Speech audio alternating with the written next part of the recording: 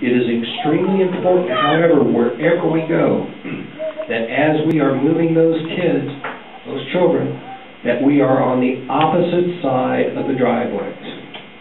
Last thing I want is a fire truck to come barreling through and find 20 kids in the middle of the driveway.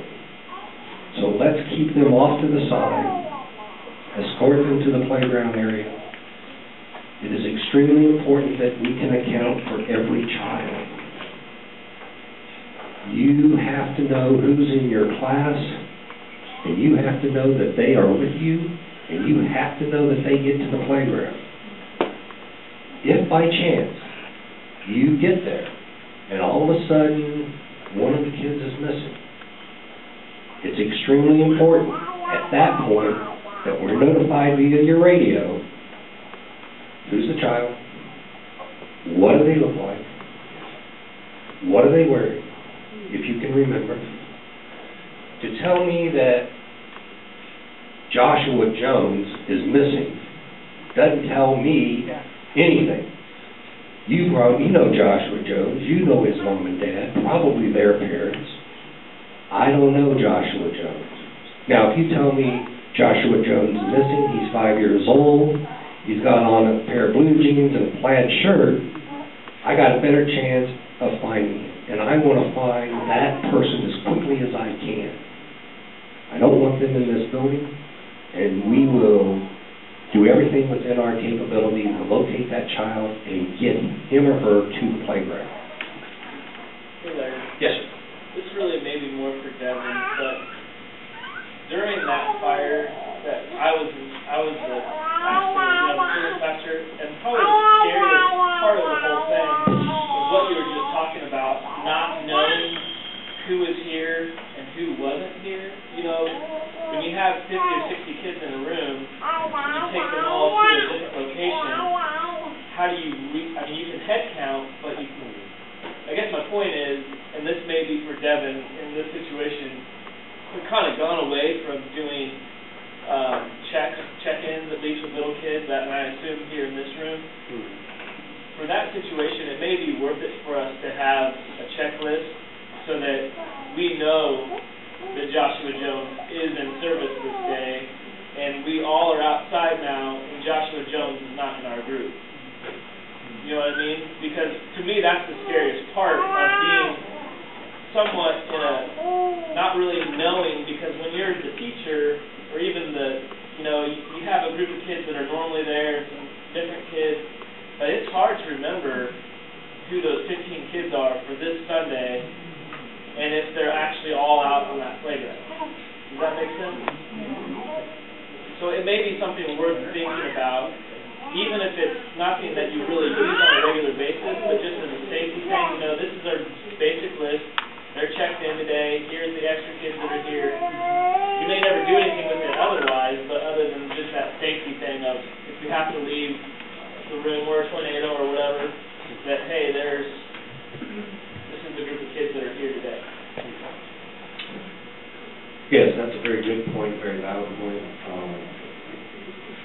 I will tell you that we are in the process of installing 11 cameras, that we will have an individual monitoring those cameras at all times during a prime event, during normal service hours, live tools, those types of things. So we will be able to scroll those cameras back. If you give us a description of that child, we'll be able to isolate somewhere through those cameras of that child, get a current, what he's wearing today or she's wearing today.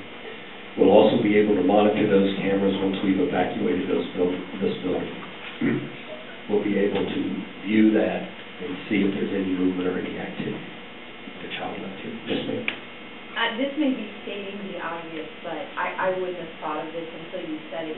We need to take our radios in the bag and the kids.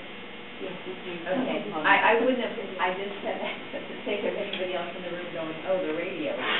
Yes. We don't leave the room without that on. Let me finish this and then I'll regress to the radios and how they're set. During the event, the child will only be dismissed with the approval of the children's ministry pastor or his representative. He may elect to dismiss from the playground. He may elect to bring all the kids back in, depending upon where the fire is, how long the duration, yada, yada, yada. But it's going to be his decision where to dismiss those children. We will try to assist him in dismissing those children. It will be his decision to release to the parent and live. Okay, let's talk about radios. We have 2 channels. One channel is for the children's ministry. We used to all be on the same channel. We were one big happy family. And every other 15, 20 seconds I heard, I need diapers. I need books. I need snacks. I need water. And it got to the point where I needed a break. So,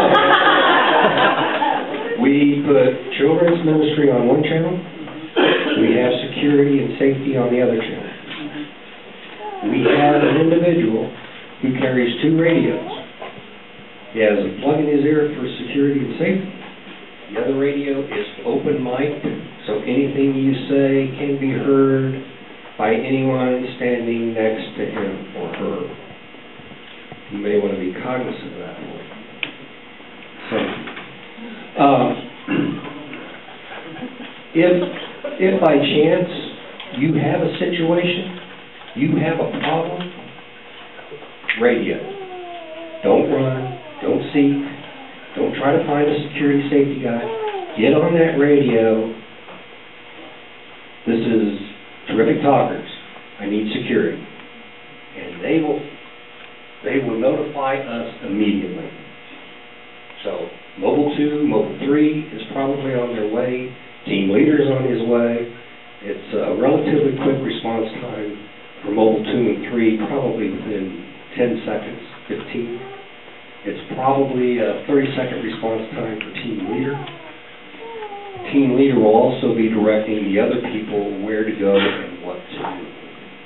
We don't want to get caught in a scenario as a security team where we have a false alarm that was created to trigger another event somewhere else. I don't want the whole team responding to that location. We also will communicate to you via that radio. We have a radio with the Sunday school on Sunday mornings. It's not in your room. It's in Johnson. We normally have a person in that hallway during Sunday school. We were just helping people as they come in and out of the door, making sure the furnace is turned on when it's cold outside, listening, watching the kids, making sure the world's good. That radio, when he leaves, is then passed over to the little kids of faith, into that room. That radio is on the security channel.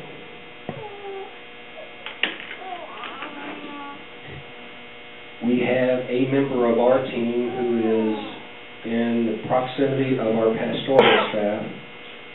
When a problem that develops and they're monitoring the radio, he can automatically update one of the pastors and let them know what is going on, what is transpiring. We can get direction from them should we need it, or if they want to give it to us to handle whatever situation we're currently under. We found out when we had the fire that was a very big weakness that we had. Tina, I believe, alerted us that they were smelling smoke. Almost all the security team responded. We busted through the door. We saw the flames going over the top of the roof of that little lean-to. I immediately ran back, went into the sanctuary to advise the pastors of what was going on. Pastor Don and Pastor Doug weren't there. It was Devin's first day. Sunday. Pastor John and Pastor Nick were on stage. Okay. So I went up on stage. Little did I know, Pastor Doug and Pastor Don had gone back to view for themselves the fire to make a determination. So, afterwards we discussed that. We decided it's probably best to leave the pastors in the sanctuary and have someone there who can communicate what's going on, as opposed of us running around like a bunch of chickens with our heads cut off. So, that's when we came up with what we call a PPO, Pastoral Personal Officer. And that's what he does, he or she. They advise the pastoral staff of a situation that may be occurring and gain any insight from them that we need. That's all I really have. At this point, I'd be happy to answer any questions that you all, well, let me preface that.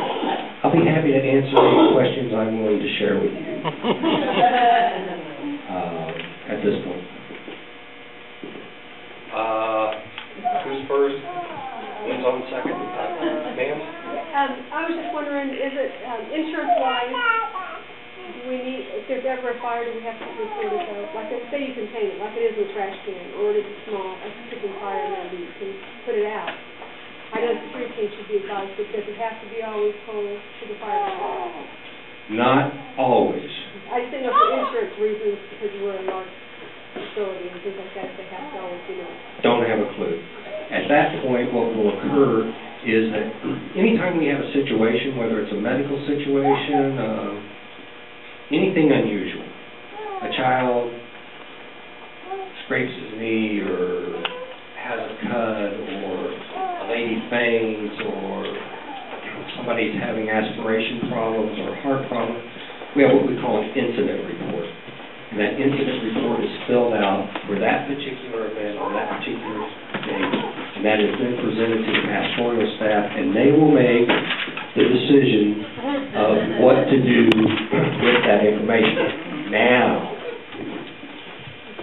that's what the safety and security and medical team do. If there's something that transpires in your room, and we don't know about it, we're not filling out an incident report. You may want to consider doing that for your own benefits. But once we fill that out, it's their decision what they'd like to do. Yes, ma'am. I just have a quick question. We sit in the back on site, and there's been several Sundays where we usually smell natural gas odor. It come, go, and people are around. It's from the furnaces. Okay. And it's dependent upon the way that the wind blows. It'll blow it basically from one into the other, into the intake for the other, and it'll circulate around the back of the sanctuary. That has been a problem. I know that they looked, for 2 weeks straight. I know that they, at one point, had someone out to review it, take a look at it. It was encouraged 2 weeks ago that we maybe take a second look and see if there is, in fact, some type of problem. We've had some construction that may have disrupted something that we're unaware of. So it is a matter that they're looking into.